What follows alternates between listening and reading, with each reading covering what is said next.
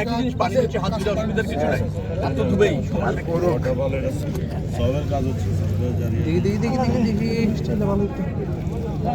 জীবন দান করি এবং তা থেকে উৎপন্ন করি শস্য অথবা তা থেকে তার সমূহ, যাতে তারা এর ফল খেতে পারে, অথচ তাদের হাত তা সৃষ্টি করে। 64টি জেলা আমাদের সর্বনিম্ন হলেন আমরা শরীয়তপুর। এই শরীয়তপুর আমরা ঢাকার কাছাকাছি থাকা অবস্থায়ও প্রাণের যে দাবি আমাদের মাননীয় মন্ত্রীদের কাছে, মন্ত্রী মহোদয় আসছেন, তাদের কাছে আমার দাবি যে তারা এই অঞ্চলের যে তাদের যে দুঃখ দুর্দশা সবাই জানেন। বিগত সরকারের আমলে অনেকেই ভাবেন যে এই অঞ্চলে অনেক উন্নয়ন হয়েছে, আসলে এটি সত্যিকার একদম মিথ্যা।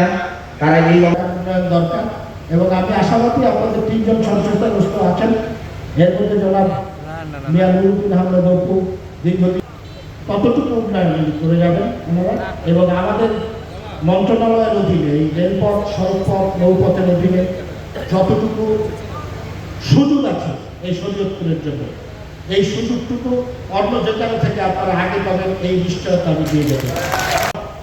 উন্মোচন করছি ভিত্তিপ্রস্তর জাদুঘরের। আমাকে যদি বলেন এই জাদুঘরের কতটা প্রয়োজন ছিল, সেটি প্রশ্নের দাবি রাখে।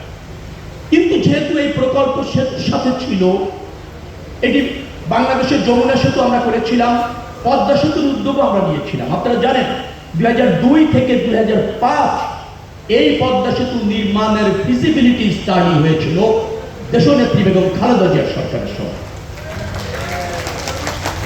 এবং সেই ফিজিবিলিটি অনুসারে এই মাওয়াতেই অ্যালাইনমেন্ট নির্দিষ্ট করেছিলেন বেগম খালেদা জিয়া।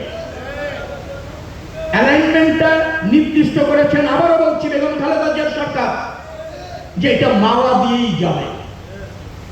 পরবর্তী সরকার তা বাস্তবায়ন করেছে।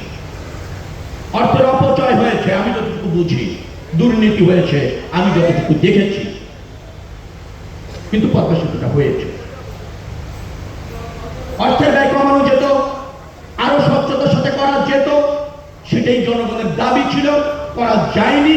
যারা করতে পারেনি দায়বদ্ধতা তাদের, এবং যারা এখানে অর্থের অপচয় করেছে তাদের বিরুদ্ধে আইনি ব্যবস্থা হওয়ার দাবি রাখে, সেটি চলমান আছে। দ্বিতীয় পদ্মা সেতু করবার জন্য আমাদের অঙ্গীকার রয়েছে নির্বাচনী ইশতেহারে, সে ব্যাপারে আমরা অগ্রসর হচ্ছি। দ্বিতীয় যমুনা সেতুর ক্ষেত্রে আমরা অগ্রসর হচ্ছি,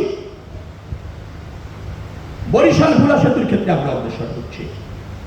আমরা এদেশের ইনফ্রাস্ট্রাকচারকে আন্তর্জাতিক মানের, যেটাকে বলা হয় মাল্টি মডাল সিস্টেমে দাঁড় করানোর চেষ্টা করছি। আপনারা আস্থা রাখুন, নিশ্চয়ই এই সরকার পর্যায়ক্রমে দ্রুততম সময়ের মধ্যে সেগুলি বাস্তবায়ন করবে। সংগৃহীত বিভিন্ন প্রাকৃতিক ও ঐতিহাসিক নিদর্শন সংরক্ষণ ও প্রদর্শনের